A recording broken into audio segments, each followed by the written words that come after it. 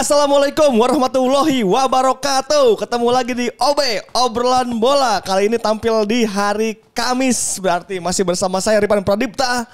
Saya Abta Pradana. Saya Mozaik Ali Samer. Nah, kali ini kita akan membahas yang paling hangat dulu guys. Kemarin nih ya, baru aja nih. Baru aja bahwa ada kontroversial. Kontroversial nggak, Jik?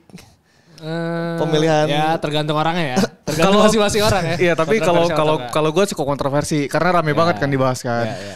Ballon d'Or. Bella juga. Ballon d'Or kembali memilih sang God, sang legenda hidup sepak bola di dunia, Lionel Messi sebagai pemain terbaik tahun 2023. Iya. Ini lagi-lagi menimbulkan perdebatan bahwa kan katanya lah cuman Piala Dunia doang, itu Haaland treble, itu Haaland gini. Nah, Mbappe bawa ke final juga. Selama sistemnya masih voting, ya sih. Menurut gue ya pasti akan menimbulkan kontroversi selalu sih. Karena kan voting kita nggak bisa memungkiri pasti ada subjektivitas di antara orang-orang yang voting. Walaupun mereka jurnalis, mereka mungkin yang ngerti bola atau apa, pasti ada subjektivitas. Nggak mungkin cuman kalau dilihat dari semusim ya, harusnya kan semusim doang nih. Iya. Iya kan?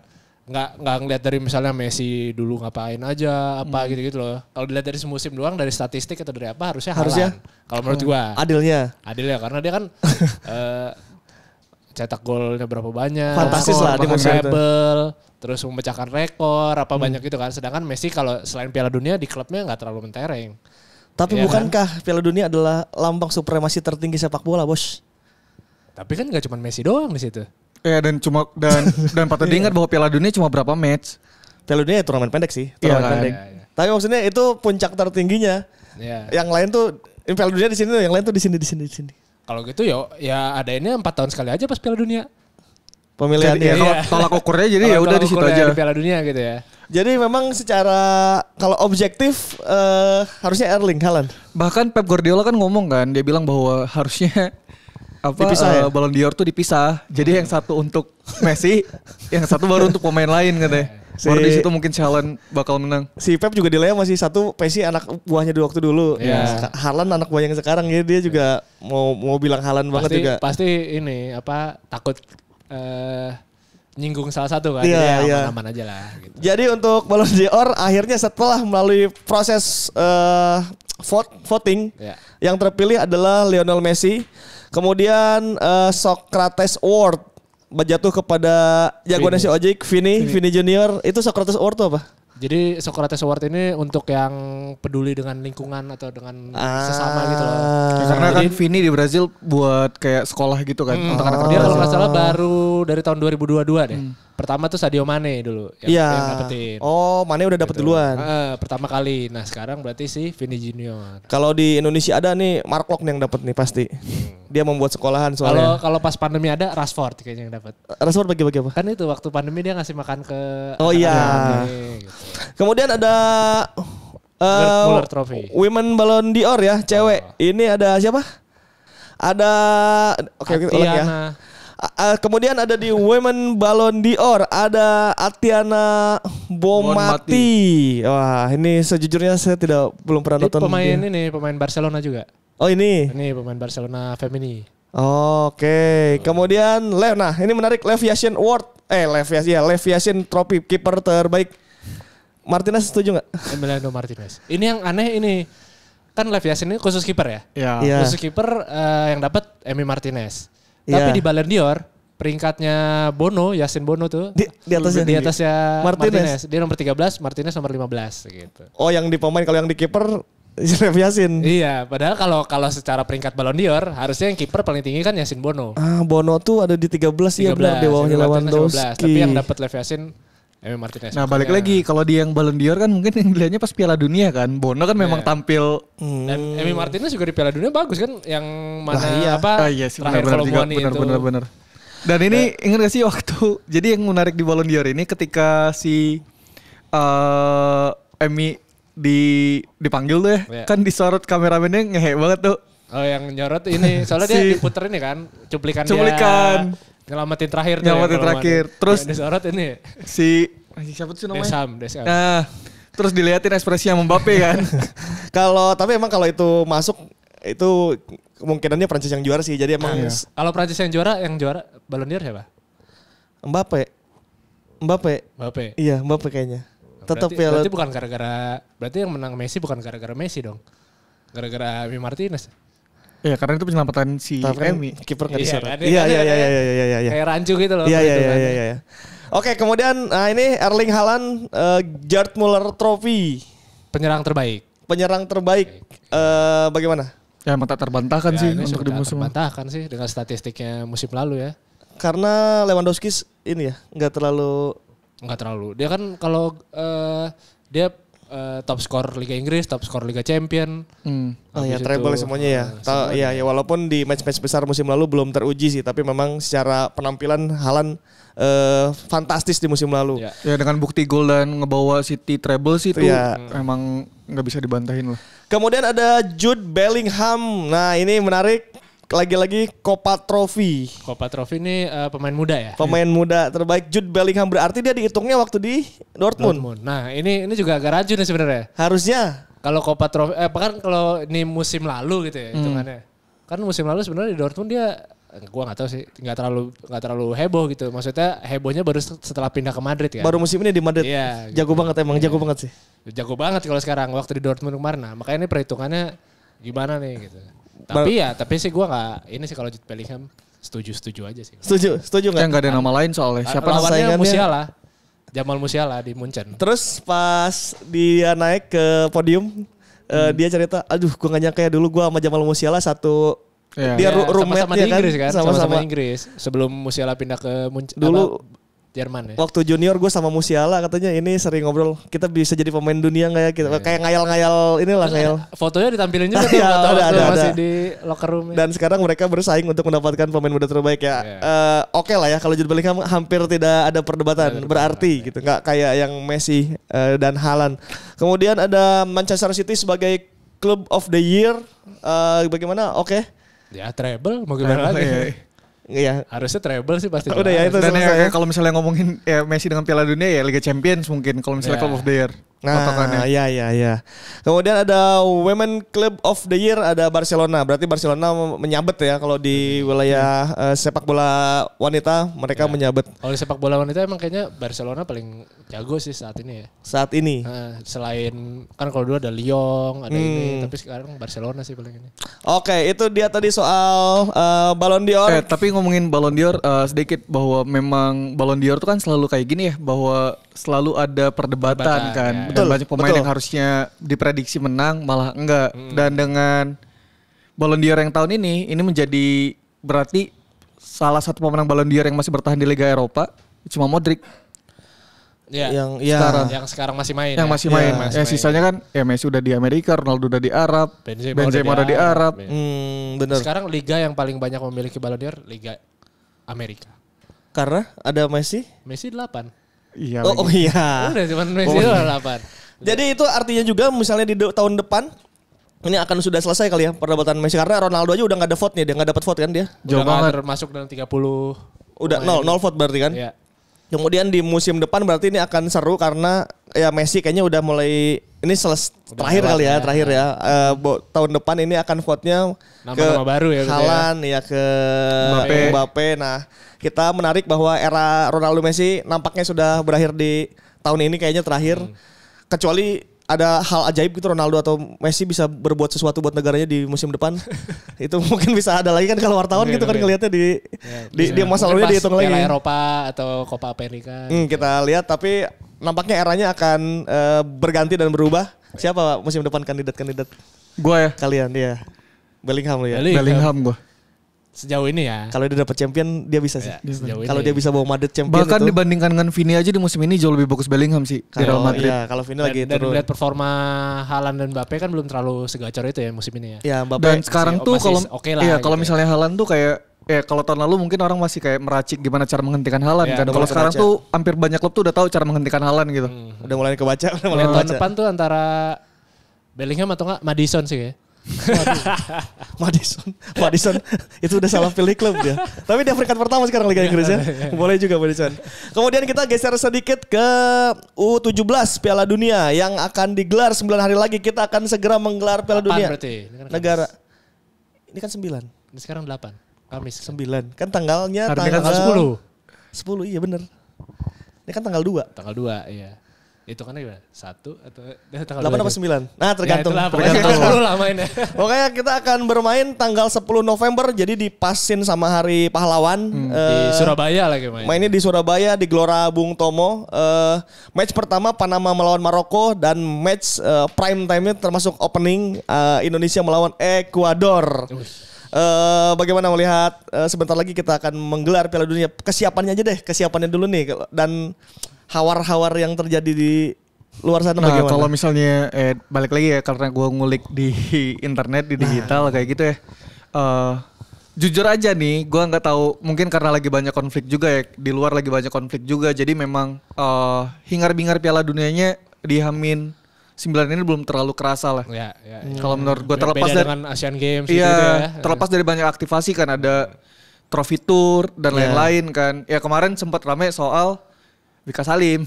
Oh ini tim song ya kan. Itu yang sempat rame. Itu pun ramenya kayak mempertanyakan kenapa harus Wika dan lain-lain kayak gitu-gitu. Oh ramenya malah rame kayak gitunya ya. Iya, tapi kalau misalnya secara Piala Dunianya sendiri secara keseluruhan masih anyep sih. Belum walaupun gua tahu lah mungkin kayak di federasi dan pemerintah juga udah menyiapkan kan udah berapa kali kan ada flash mob lah, ada apalah tapi belum masih butuh effort yang lebih lah menurut gua.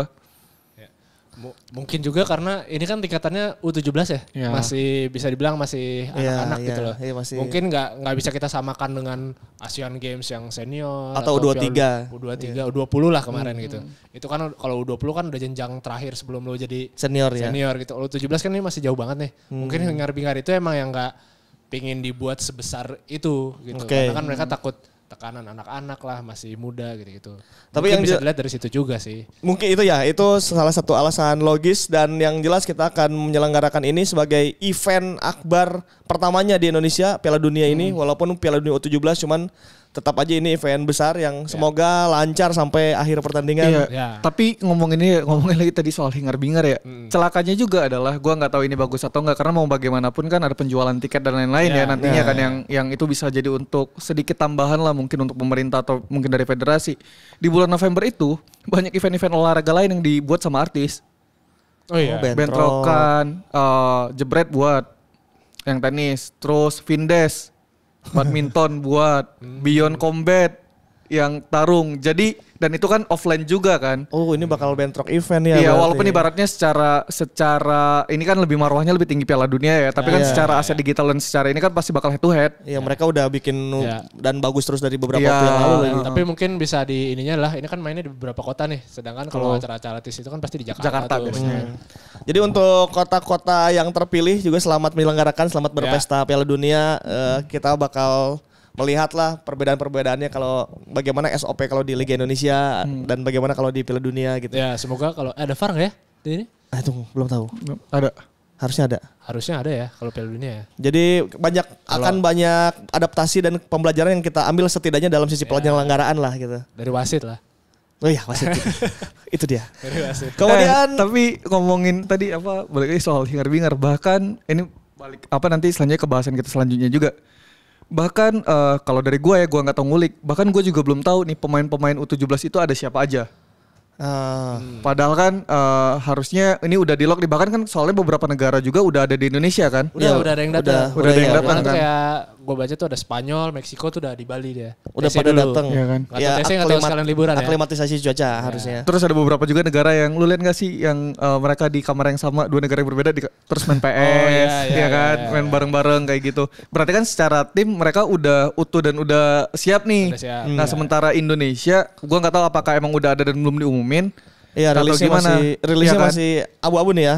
PSSI dan timnasnya sendiri belum merilis, cuman kalau media-media sudah merilis. Ada rilisnya ya. Dan ini beberapa rilis yang sudah kita terima pemain-pemain yang masuk dari U17. Yang pertama ada Andika Fatir Rahman Borneo FC, Rifki Tovani PPDP DKI Jakarta, Ikram Al-Ghifari PPLP Sumatera Barat. Di belakang M. Iqbal Gwi Jangge, Kapten Timnas U16 Barito Putra, Rizarno Friat Subagja Borneo FC, Tonci Souter Israel Ramandai PPLP Papua, Habil Abdillah PPLP Jateng, Muhammad Ander Pangestu Bali United, Sultan Zaki PSM. Wah ini agak susah nih. Weberly Scott Halim Jardim dari Sao Paulo, Brasil ya. Kemudian di gelandang ada Ahmad Zidan Air Rashid PSS Sleman, Muhammad Hanif Ramadan Cipta Cendekia, Vigo Dennis Persija Jakarta, M. Kaviatur Rizky Borneo FC, M. Rizky Afrizal Madura United. Di depan ada Arkan Kakak Persis Solo, Ji Dabin AS Iop, Amar dari TSG Hoffenheim Jerman, Nabil Asyura PPLP Sumatera Barat, Jehan Pahlevi Persija Jakarta, dan Muhammad Aulia Arif Persita Tangerang. Dari nama-nama ini siapa aja yang lu kenal jujur?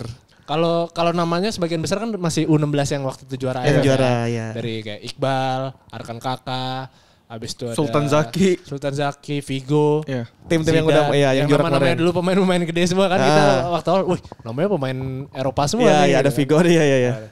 Nah, tapi palingan ada tambahan 2 pemain ini kan, bukan naturalisasi sih. Pemain diaspora. Nah, Weberly Scott Halim Jardim sama Amar Berkik ini. Harusnya kan 3. Tapi 1 nggak jadi. Yang waktu TC di Jerman. Oh, TC Jerman dia udah datang? Ada si Choyun Damanik. Chow Yun Damanik yang rambutnya afro ya. Gitu. Kenapa dia tidak? Kalau infonya kan dia pemain orang Swiss ya saat ini. Jadi orang tuanya emang ibunya itu orang Indonesia tapi udah nggak punya paspor Indonesia. Dia paspornya udah Swiss. Udah paspor Swiss. Oh, gitu. Kedua orang tuanya si Chow ini paspornya Swiss. Ya, jadi mungkin kalau untuk mengurus paspor dan ini agak lama tuh karena udah bukan orang Indonesia mungkin jatuhnya jadi kayak naturalisasi gitu. Kecuali mamahnya Indonesia paspornya ya? Iya, masih paspor Indonesia. Ini paspornya udah Swiss. Mungkin kayak Elkan jadi jatuhnya. Jadi tinggal bikin KTP gitu.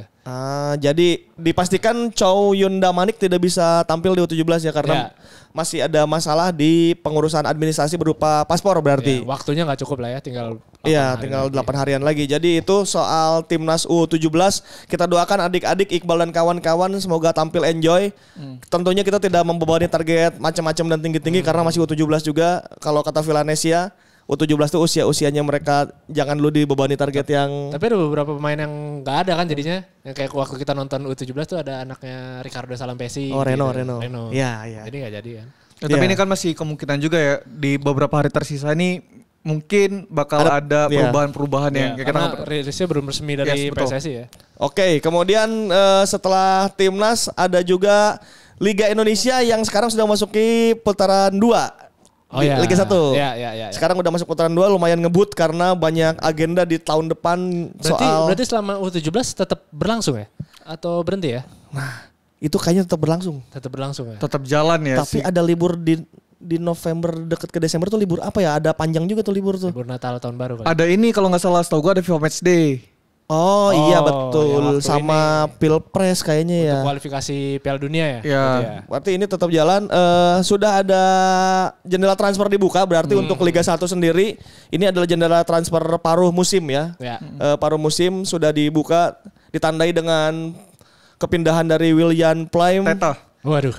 Dari PSM Makassar ke Borneo FC. Iya, bahkan nih dari sebelumnya kebuka udah resmi ya pindahnya. Udah resmi ya, udah pindah duluan, walaupun belum bisa dimainin kan berarti di Borneo. Di minggu ini Plym udah bisa main berarti harusnya. Di minggu ini sudah bisa main. Di pekan ini bahkan sudah bisa main. Ya. Jadi Borneo FC sendiri di paruh musim menempati peringkat pertama. Udah juara paruh musim, tambah Plym lagi. Juara paruh musim tambah Plym dan secara sistem kan nanti ini akan diambil hanya 4. Ke babak selanjutnya kan akan bertarung lagi mereka di 4 besar. Iya, sekarang gitu ya. Jadi bukan kompetisi penuh, ada finalnya kalau yang ini nanti. Jadi beberapa pemain juga, PSM juga sudah mendatangkan Victor Mansarai, pemain baru. Ini pengganti Plym kayaknya nih. Nah ini belum tahu dia mau jadi striker apa mau ganti Plym. Kemudian banyak juga pemain-pemain dan tim-tim yang mulai cuci gudang dengan cara dipinjam-pinjamkan. Dan juga biasanya banyak pemain asing yang nggak berkontribusi nih di sikat-sikatin nih. Di sikat-sikatin ya, biasanya begitu dan akan dinamis sampai tanggal 28 November. Jadi jendela transfernya itu dari 1 November kemarin sampai 28 November nanti sekitar 1 bulan. Ini juga ini nggak sih Liga 2 dan Liga 3 ngikut nggak? Liga 2 ada juga, kalau Liga 2 berarti jendela transfernya resmi dibuka. Liga 2 sendiri sudah mulai perpindahan. Jadi ini kayaknya nih nanti ntar basian-basian Liga 1 yang gak kepake mungkin akan ke. Nah karena gue udah mulai lihat tuh Liga di beberapa klub udah mulai minjemin pemain lagi. Kan yang waktu awal-awal kan awal musim sempat dipinjemin tuh. Iya. Nah mungkin seiring berjalannya waktu di Liga 1 kelihatan nih pemain-pemain mana yang sekiranya kayak belum terlalu dipakai lah. Ya, dan dikasih jam terbang, terus dikasih lagi diluanin. Jadi mulai banyak akan perpindahan di bulan-bulan ini sampai 28 November tuh bakal banyak perpindahan. Ada yang dari Liga 1 ke Liga 2, ada yang 2 ke 1. Jadi di Persija sendiri ada banyak rumor seperti Marco Simic nampaknya akan pindah ya. Di Liga 2-nya sendiri kayak misalnya Ezekiel kan lagi moncer di Bekasi. Mungkin itu akan menjadi santapan Liga-Liga 1 nih dengan opsi peminjaman atau opsi beli atau bahkan tidak dilepas oleh Bekasinya. Jadi ini akan pemain-pemain asing lama ya. Pemain-pemain asing lama yang dulu terkenal di Liga 1 di ke Liga 2. Ya kan kayak Zumafo ke Liga 2 kan. Tapi coach ngomong-ngomong soal Borneo dikit. Berarti ini dengan si Pluim yang ke Borneo berarti aura Belanda kan dulu aroma Belanda tuh sangat kental di PSM kan. Dan Bali United. Ya dan Bali United. Sekarang dengan adanya Pluim aroma Belanda sangat terasa. Iya, Stefano Lillipali, Diego, Teta Pluim, Diego. Dan pelatihnya pun orang Belanda Peter kan? Huistra. Iya. Peter Huistra.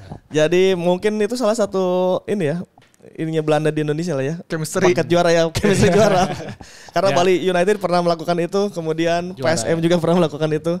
Dan itu tadi kita akan menikmati jeda transfer ini di Liga Indonesia bakal seru karena kalau Indonesia tim yang belum gacor nih saatnya menambah amunisi nih. Apalagi yang di papan bawah dia pasti mau ganti-ganti pemain buat bisa ngatrol ke atas lah gitu. Itu akan seru.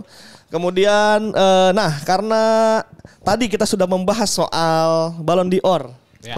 Kita sudah mengkritik bahwa kalau caranya voting hasilnya itu aja. Gua mau kita hari ini mau simulasi. Simulasi Ballon d'Or. Kalau kan pada kritik tadi ya. Ini mah kalau voting mah semuanya begitu. Nah, coba kita yang voting, apakah juaranya akan tetap Lionel Messi apa tidak? Gue pengen tahu 1, 2, 3-nya peringkatnya itu siapa aja. Oke, gimana ya? Oke, kita mulai dari masing-masing apa kita bertiga jadi satu nih? Kita bertiga. Nah, kita bertiga hasilnya jadiin satu pemenang, iya. Oke ya, dari peringkat 3 dulu kali ya. Peringkat 3 ya. Oke, dari peringkat 3 dari gue dulu deh. Gue peringkat 3 ada nama Kevin De Bruyne. Ojek. Peringkat 3 dulu. Peringkat 3 gue ya Kevin De Bruyne sama. Ini musim lalu ya. Itulah. Ya, Kevin De Bruyne pantas ya di peringkat 3. Oke. Treble-nya. Ini ya, kita mencoba mensimulasikan siapa yang akan mendapatkan Ballon d'Or. Oke, sekarang yang ada di peringkat 2. Gua ya. Oke. Kalau gua Mbappe lagi Messi. Tulang. Kalau gua 2 siapa ya?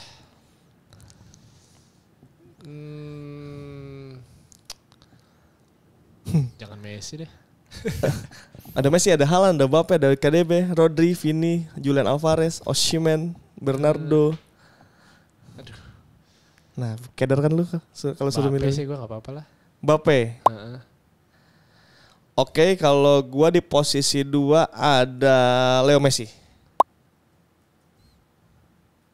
Nah, di posisi 1. Kayaknya kita semua sepakat deh ini. Gua Haaland. Ya, gue juga Haaland. Berarti kalau simulasi yang kita lakukan, Ballon d'Or itu akan dimenangkan yang pertama oleh Haaland, yang kedua oleh Leo Messi. KDB. Enggak, Messi. Yang kedua Messi. Messi dulu 2 Messi, ketiga KDB. Peringkat kan? Kedua Haaland, Messi dan Kevin De Bruyne berarti.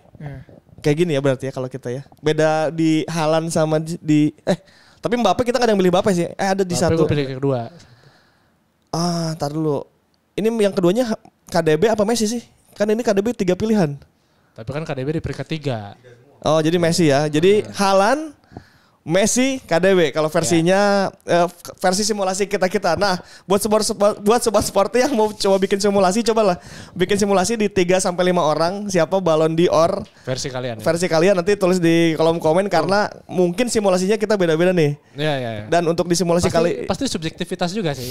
Gitu Walaupun melihat statistik gitu-gitu tapi pasti ada subjektivitas. Ada subjektivitasnya dan kita subjektivitasnya tidak menuju ke Messi ternyata.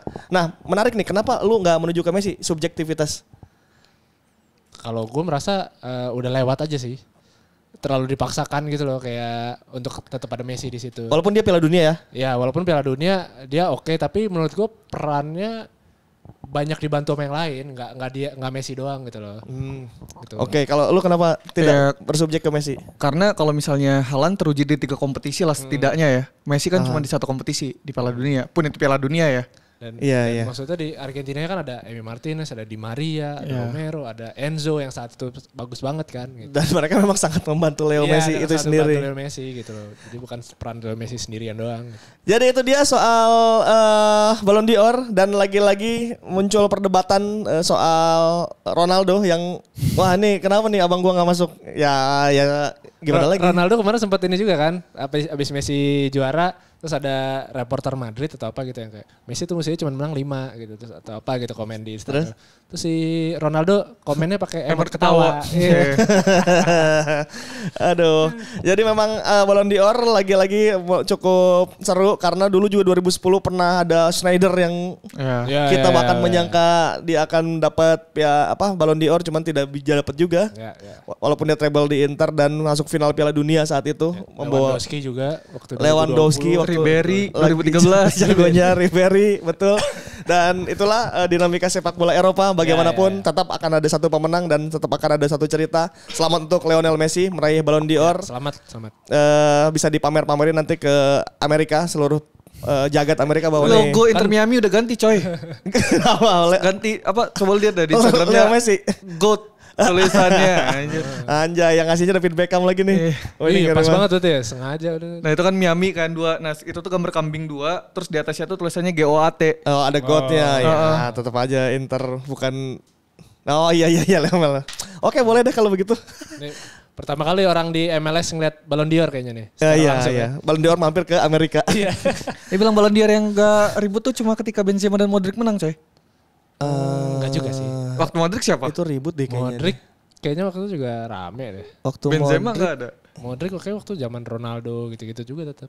Iya rame tapi gak terlalu dikomplain. Gak terlalu dikomplain. Ya karena bagus kalau waktu itu. Dan karena mungkin orang udah jenuh waktu itu. Iya udah capek kali. Ya sudah itu saja OB edisi kali ini. Sampai jumpa di pekan depan. Depan pamit. Abta pamit. Mozek pamit. Assalamualaikum warahmatullahi wabarakatuh.